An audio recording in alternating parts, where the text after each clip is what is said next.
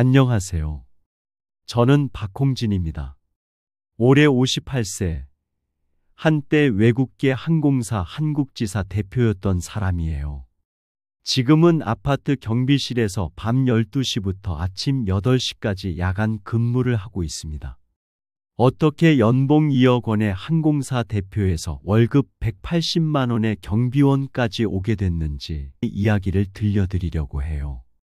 혹시 예상치 못한 구조조정을 당하셨거나 퇴직금으로 창업을 생각하고 계신 분들이라면 꼭 끝까지 들어보세요. 제가 겪은 실수를 똑같이 반복하지 않으셨으면 좋겠거든요. 1995년 25살에 외국계 항공사 한국지사에 입사했습니다. 그때만 해도 외국계 항공사 직원이라는 게 정말 멋있는 직업이었어요. 외국어도 배우고 항공 업무를 하나하나 익혀가면서 정말 열심히 일했습니다. 야근도 마다하지 않았고 해외 출장도 적극적으로 나갔어요. 회사를 위해서라면 뭐든 할 준비가 되어 있었죠. 그 결과 승진도 빨랐습니다. 5년 후엔 과장, 10년 후엔 부장, 15년 후엔 이사까지 올랐어요. 그리고 마지막 10년은 한국지사 대표였습니다. 대표가 된 날을 아직도 기억해요. 명함에 대표이사라고 적혀 있는 걸 보는 순간 정말 가슴이 벅찼어요. 25년 꿈꿔왔던 자리였거든요. 직원 200명을 관리하고 연간 매출 수백억 원을 책임지는 자리. 회의실에 들어서면 모든 직원들이 일어서서 대표님, 안녕하세요. 하고 인사하고 제 의견 하나하나에 모두가 귀를 기울였어요. 연봉도 2억 가까이 받았고 회사 차는 벤츠 E클래스 골프 접대는 일상이었죠. 본사 임원들이 한국에 오면 제가 직접 공항에 마중 나가고 5성급 호텔 스위트룸을 예약해드리고 해외 출장 갈 때는 비즈니스 클래스, 호텔도 최고급, 식사도 미슐랭 레스토랑에서 하는 호화스러운 생활이 10년간 계속됐어요. 저는 당연히 이게 제 실력이라고 생각했어요. 경영 능력도 있고 리더십도 있고 국제 감각도 있는 글로벌 CEO라고 자부했거든요. 주변에서도 인정해줬어요. 박 대표님은 정말 능력 있으시네요. 외국 회사에서 한국인이 대표까지 오르기가 쉽지 않은데 박 대표님 같은 분이 진짜 성공한 거죠. 부럽습니다. 저도 그런 말들을 들으며 우쭐해 있었어요. 나는 뭘 해도 성공할 수 있는 사람이야 라고 믿었거든요. 그런데 2018년 가을 갑작스러운 통보가 왔습니다. 본사에서 CEO가 교체됐어요. 그리고 새로운 CEO는 전 세계 지사장들을 자기 사람들로 바꾸기 시작했습니다. 어느 날 아침 본사 인사 담당자로부터 화상회의 요청이 왔어요. 박 대표님, 죄송하지만 본사 새로운 방침에 따라 한국지사 대표 교체가 결정됐습니다. 그게 무슨 말씀이신지. 대표님의 경영 능력에는 문제가 없습니다. 다만 새로운 CEO 라인으로의 인사 개편이라고 이해해 주세요. 순간 머릿속이 하얘졌어요. 귀를 의심했죠. 25년을 바친 회사에서 아무런 잘못도 없이 그냥 라인이 다르다는 이유로 쫓겨나는 거잖아요. 그럼 다른 부서로라도 이동하는 건 안 될까요?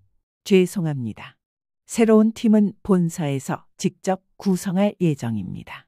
그날 오후 임시 이사회가 열렸고 저는 그 자리에서 공식적으로 해임됐습니다. 25년 만에 처음으로 회의실에서 쫓겨났어요. 직원들이 보는 앞에서요. 집에 돌아오는 길, 차 안에서 눈물이 났어요. 억울했어요. 분했어요. 내가 뭘 잘못했다는 거야? 매년 목표 달성했고, 직원들한테도 잘했고, 회사 발전에도 기여했는데, 왜 나만? 그런 생각만 계속 들었어요. 퇴직금은 3억 정도 받았어요. 25년치 치고는 많은 건 아니었지만 그래도 목돈이었죠. 하지만 더 큰 문제가 있었어요. 첫째가 고등학교 3학년, 둘째가 고등학교 1학년이었거든요. 대학 등록금만 생각해도 머리가 아팠어요. 사립대 기준으로 한 해에 1천만 원씩, 둘이면 2천만 원. 4년이면 8천만 원이 넘는 돈이에요. 게다가 저는 아직 50살이었어요. 정년까지 10년도 더 남았는데 갑자기 백수가 된 거죠. 아내는 걱정이 많았어요. 당신 애들 대학은 어떻게 보낼 거예요? 큰애는 이미 수시 준비하고 있는데 작은 애도 곧 입시잖아요. 맞는 말이었어요. 퇴직금 3억 원에서 생활비 빼고 등록금 빼고 나면 얼마 남지 않을 거였거든요. 저는 바로 재취업을 알아봤어요. 25년 경력의 대표까지 했으니까 어디든 갈 곳이 있을 줄 알았거든요. 하지만 현실은 냉혹했어요. 먼저 헤드헌터들을 만났는데 돌아오는 대답은 뻔했어요. 박 대표님, 조건이 좀 까다로우실 것 같은데 요즘 50대 임원급 자리가 많지 않아요. 연봉은 어느 정도까지 생각하고 계세요? 아무래도 예전만큼은 어려울 것 같은데. 아무도 연봉 2억짜리 대표 자리를 제안하지 않았어요. 그나마 나온 자리들은 연봉 7천만 원의 이사급이나 부장급뿐이었어요. 자존심이 상했어요. 25년간 대표했던 사람이 이제 와서 누군가 밑에서 그것도 절반도 안 되는 연봉으로 일할 수는 없지. 몇 달을 그렇게 보냈어요. 이력서 넣고 면접 보고 떨어지고 그 과정을 반복하면서요. 그러던 중 2019년 2월 첫째 아이가 대학 합격 통지를 받았어요. 기쁜 일이었지만 동시에 현실이 확 다가왔어요. 1학기 등록금 500만 원을 내야 하는데 저는 아직 무직이었거든요. 그날 밤 아내와 진지한 대화를 나눴어요. 여보, 이대로 계속 재취업만 기다릴 수는 없을 것 같아. 뭔가 다른 방법을 생각해 봐야 해. 그럼 어떻게 할 건데? 창업을 해볼까? 처음엔 아내가 반대했어요. 당신이 무슨 창업을? 회사 경영하던 거랑 장사하는 거랑은 완전히 달라. 하지만 저는 자신 있었어요. 25년간 회사 경영했는데 작은 가게 하나 못할까? 직원 200명 관리했던 사람이 혼자 하는 장사 못할 리 없지. 무엇보다 간절했어요. 재취업은 어렵고 그렇다고 놀고 있을 수는 없고 애들 대학 등록금은 벌어야 하는데 다른 방법이 없었거든요. 그래서 여러 사업 아이템을 검토해 봤어요. 치킨집, 카페, 편의점. 이것저것 알아봤는데 그 중에서 떡볶이집이 가장 매력적으로 보였어요. 왜냐하면 원가가 정말 적어 보였거든요. 떡 한 봉지가 2,000원. 그걸로 떡볶이 8그릇에서 10그릇 정도를 만들 수 있어요. 그럼 떡값만 그릇당 200~300원이에요. 소스 재료도 고추장, 설탕, 마늘 다 합쳐봐야 그릇당 400원 정도. 그럼 떡볶이 한 그릇 원가가 500원 정도인데 4,000원에 팔면 순이익이 3,500원이에요. 순이익률이 87.5%. 이거다. 이런 장사가 어디 있어? 계산기를 두드려 봤어요. 하루에 떡볶이 100그릇만 팔면 순이익이 35만 원. 한 달이면 1천만 원이 넘어요. 월세 빼고 인건비 빼고 기타 비용 빼도 월 순이익 500~600만 원은 거뜬할 것 같았어요. 이 정도면 애들 등록금은 문제없고 생활비도 충분하지 않을까? 그렇게 저는 떡볶이집 창업을 결심했습니다. 2019년 3월 본격적으로 준비를 시작했어요. 먼저 상권 분석부터 했습니다. 25년간 회사 경영했던 사람답게 체계적으로 접근했죠. 유동인구 조사하고 경쟁업체 파악하고 임대료 비교하고 그렇게 찾은 자리가 우리 동네 상가 1층이었어요. 보증금 5천만 원, 월세 200만 원.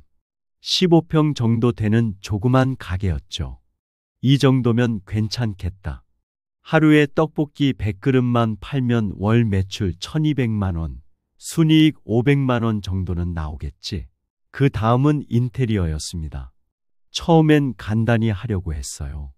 떡볶이집이야 무슨 고급 인테리어가 필요해. 이런 생각이었거든요. 그런데 주변에서 말리더라고요. 요즘은 인테리어가 정말 중요해요. SNS 시대잖아요. 사진 잘 나와야 손님들이 와요. 떡볶이집이라도 깔끔하고 세련되게 해야 젊은 손님들이 찾아와요. 그 말에 혹해서 인테리어에 4천만 원을 투자했어요. 벽은 깔끔한 화이트 톤으로, 바닥은 원목 마루로, 테이블과 의자는 카페 스타일로. 우리 동네에서는 제일 예쁜 떡볶이집이 될 거야. 가장 중요한 건 레시피였어요. 저는 요리를 해본 적이 거의 없었거든요. 25년간 회사 다니면서 집에서 라면 끓여 먹어본 게 전부였는데 갑자기 떡볶이를 만들어야 하니까 유튜브를 보고 인터넷을 검색하고 학원도 다녔어요.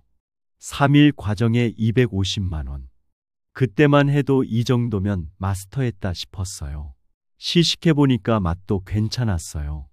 달콤하면서도 적당히 매콤하고 이거면 된다. 우리 동네 최고 떡볶이집이 될 거야. 마침내 2019년 5월 15일 홍진인의 떡볶이를 오픈했습니다. 첫날은 정말 설레었어요. 새벽 5시에 일어나서 준비했거든요. 떡 삶고 소스 끓이고 오뎅 준비하고 오늘부터 내가 사장이다. 이번엔 진짜 내 사업이야. 항공사에서는 누군가의 지시를 받아야 했지만 여기서는 내가 모든 걸 결정할 수 있잖아요. 그 자유로움이 좋았어요. 첫 손님이 왔을 때 그 떨림을 아직도 기억해요. 중학생 2명이었는데 떡볶이 하나요? 하고 주문하더라고요. 떨리는 손으로 떡볶이를 끓여서 내줬어요. 그 아이들이 맛있다. 하고 말하는 걸 듣는 순간 정말 뿌듯했어요. 아, 이거구나. 이게 장사의 맛이구나. 항공사에서 보고서 쓰는 것보다 훨씬 재밌잖아. 첫날 매출은 8만 원이었어요. 많지 않았지만 그래도 시작이니까 만족했죠. 그런데 문제는 그 다음부터였어요. 둘째 날은 5만 원, 셋째 날은 3만 원. 매출이 점점 줄어들더라고요. 왜 그런가 했더니 맛이 일정하지 않았던 거예요. 같은 레시피로 만들어도 어떨 때는 맵고, 어떨 때는 싱겁고, 어떨 때는 너무 달고, 요리라는 게 생각보다 어려웠어요. 불 조절도 중요하고, 재료 비율도 정확해야 하고, 타이밍도 맞춰야 하고, 더 큰 문제는 손님 응대였어요. 25년간 회사에서 직원들이랑만 일했던 사람이 갑자기 일반 손님들을 상대하려니까 적응이 안 되더라고요. 특히 젊은 손님들이 어려웠어요. 사장님, 이거 너무 매워요. 덜 맵게 해주세요. 그게 이미 끓인 건데. 그럼 새로 해주세요. 네. 사장님, 떡이 너무 딱딱해요. 아, 죄송합니다. 바꿔드릴게요. 사장님, 주문한 거 포장으로 바꿀 수 있어요? 아, 그게 안 돼요. 아니에요. 됩니다. 이런 요청들에 어떻게 대응해야 할지 모르겠더라고요. 회사에서는 직원들이 제 말을 무조건 들었는데 여기서는 제가 손님들 눈치를 봐야 하는 거잖아요. 그리고 체력적으로도 힘들었어요. 새벽 5시에 일어나서 준비하고 오후 9시까지 가게를 열어야 하니까 하루에 16시간을 일하는 거예요. 50세 몸으로는 감당하기 어려웠죠. 한 달쯤 지나니까 현실이 보이기 시작했어요. 하루 평균 매출이 4만 원 정도였어요. 한 달이면 120만 원. 월세 200만 원도 못 내는 상황이었죠. 더 충격적인 건 원가 계산이 완전히 틀렸다는 거였어요.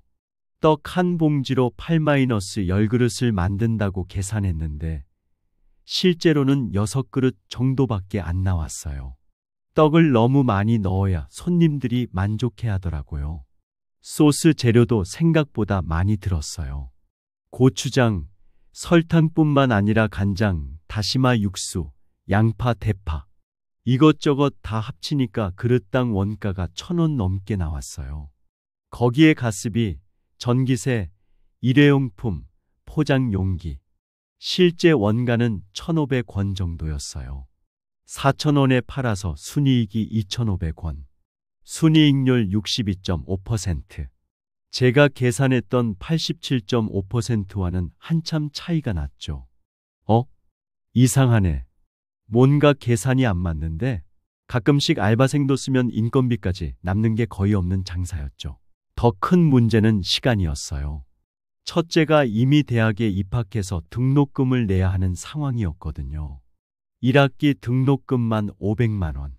그런데 가게는 적자만 계속 나고 있었어요. 아내와의 갈등도 심해졌어요. 당신, 정말 언제까지 이럴 거예요? 큰애 2학기 등록금은 어떻게 낼 거예요? 작은애도 곧 입시인데. 조금만 더 기다려봐. 이제 단골들도 생기기 시작했어. 단골이 어디 있어요? 매일 매출 4만 원씩 나오는데. 월세도 못 내잖아요. 그래도 포기할 수는 없어. 재취업은 더 어려워. 나이도 나이고. 그럼 퇴직금 다 날릴 때까지 이럴 거예요? 매일 이런 싸움이 반복됐어요. 더 투자해야겠다고 생각했어요. 맛이 문제라면 더 좋은 재료를 써보자. 메뉴가 부족하다면 늘려보자. 그래서 튀김, 순대, 어묵까지 추가했어요. 그런데 메뉴가 늘어날수록 더 복잡해졌어요. 관리해야 할 게 많아지고 원가도 올라가고 6개월째 되던 어느 날 계산을 해봤어요. 지금까지 투자한 돈이 보증금 5천만 원, 인테리어 4천만 원, 장비 300만 원, 재료비 매월 80만 원씩 6개월이면 480만 원, 월세 200만 원씩 6개월이면 1200만 원. 1억 넘게 투자했는데 매출은 6개월 동안 720만 원. 원가와 월세를 빼면 마이너스 7,500만 원이었어요. 그때야 깨달았어요. 이건 취미가 아니라 사업인데 사업은 돈을 벌어야 한다는 걸. 결국 퇴직금에서 등록금을 내야 했어요. 그렇게 퇴직금이 조금씩 줄어들기 시작했어요. 아내는 더 이상 참을 수 없다는 표정이었어요. 당신, 이제 정말 그만해요. 이러다가 우리 망해요. 큰애 등록금은 어떻게 낼 거예요? 작은애도 곧 대학 갈 나이인데. 알겠어. 조금만 더. 벌써 6개월째 조금만 덜하고 하잖아요. 작은애도 대학 가야 하는데. 그런데 정말 힘든 일이 생겼어요. 코로나 때문에 손님이 더 줄어든 거예요. 하루 매출이 2만 원도 안 나오는 날이 많아졌죠. 그날 밤 저는 처음으로 현실을 직시했어요. 떡볶이 집으로는 절대 애들 교육비를 감당할 수 없다는 걸. 하지만 포기하기엔 너무 많은 돈을 투자했어요. 지금까지 1억 넘게 들어간 돈이 아까웠어요. 결국 큰 싸움을 했어요. 25년 결혼 생활에서 그렇게 크게 싸운 적이 없었는데 그날은 정말 심했어요. 아내가 소리쳤어요. 당신이 떡볶이집 한다고 했을 때부터 반대했잖아요. 25년간 회사 경영했다고 해서 떡볶이집까지 잘할 거라는 생각이 얼마나 오만한지 몰라요? 그럼 어떻게 하라고? 재취업도 안 되고 애들 교육비는 벌어야 하고. 그러니까 처음부터 신중하게 했어야죠. 퇴직금을 이렇게 날릴 거면 차라리 편의점이라도 했어야죠. 그 말이 가슴에 꽂혔어요. 정말 제가 오만했던 것 같더라고요. 결국 가게를 정리했습니다. 총 1억 2천만 원을 투자했어요. 보증금은 일부 돌려받았지만 나머지는 모두 손실이었죠. 더 충격적인 건 그 과정에서 아내와도 헤어지게 된 거예요. 계속된 갈등과 경제적 스트레스, 그리고 자녀 교육비 문제까지 겹치면서 결국 이혼하게 됐어요. 25년 결혼 생활, 25년 회사 생활. 모든 걸 잃었습니다. 정말 죄스러웠어요. 가장으로서 완전히 실패한 거였거든요. 혼자가 된 저는 원룸으로 이사했어요. 남은 퇴직금도 얼마 없었고 재취업도 쉽지 않았죠. 그러다가 지금 살고 있는 아파트 경비 자리를 구하게 됐어요. 월급은 180만 원. 항공사 대표 때의 10분의 1도 안 되지만 그래도 고마웠어요. 처음엔 정말 힘들었어요. 아파트 주민들이 경비 아저씨, 하고 부를 때마다 가슴이 아팠거든요. 25년간 대표님으로 불리던 사람이 갑자기 경비 아저씨가 되니까 어느 날은 아파트 주민 중에 제 후배가 사는 걸 알게 됐어요. 옛날에 제 밑에서 일했던 친구였는데 지금은 다른 회사 임원이 됐더라고요. 그 친구가 경비실을 지나가다가 저를 알아봤어요. 박 대표님, 여기서 뭐 하세요? 여기서 일해. 그 친구는 할 말을 못 찾더라고요. 어색한 침묵이 흘렀죠. 그래도 건강하시니까 다행이네요. 그 후로 그 친구는 경비실 앞을 지날 때마다 고개를 숙이고 빨리 지나가더라고요. 저도 마찬가지였고요. 하지만 시간이 지나면서 마음이 편해졌어요. 더 이상 누구를 관리할 필요도 없고 매출 걱정할 필요도 없고 그냥 주어진 일만 성실히 하면 되니까요. 야간 근무라 밤 12시부터 아침 8시까지 일해요. 조용한 시간이 많아서 많은 생각을 하게 돼요. 요즘 들어서 깨닫게 된 게 있어요. 제가 25년간 회사에서 성공했던 이유는 제 능력만이 아니었어요. 회사라는 시스템, 직원들의 도움, 브랜드의 힘, 이런 것들이 있었기 때문이었죠. 떡볶이집은 혼자 하는 사업이었어요. 시스템도 없고 브랜드도 없고 도와줄 직원도 없고 순전히 제 실력만으로 해야 하는 거였는데 저는 그 준비가 안 되어 있었던 거예요. 그리고 가장 큰 실수는 충분한 경험도 없이 자신감만 앞섰다는 거예요. 요리 경험도 없고 서비스업 경험도 없으면서 이 정도야 뭐 하고 생각했던 게 문제였죠. 무엇보다 가족에 대한 책임을 너무 가볍게 생각했어요. 아이들 교육비가 얼마나 중요한지, 그 돈을 잃으면 아이들 미래에 얼마나 큰 영향을 미치는지, 그런 걸 제대로 생각하지 못했어요. 지금 혹시 예상치 못한 퇴직을 당하셨거나 퇴직금으로 창업을 생각하고 계신 분들이 있다면 말씀드리고 싶어요.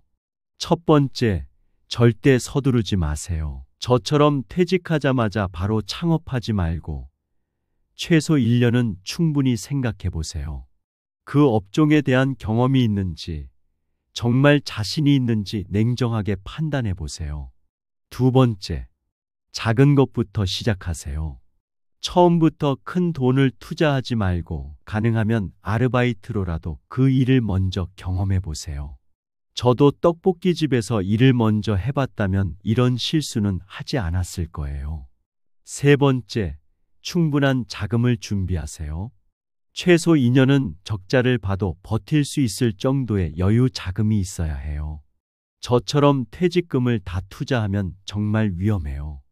지금 저는 경비 일을 하면서 평범하게 살고 있어요.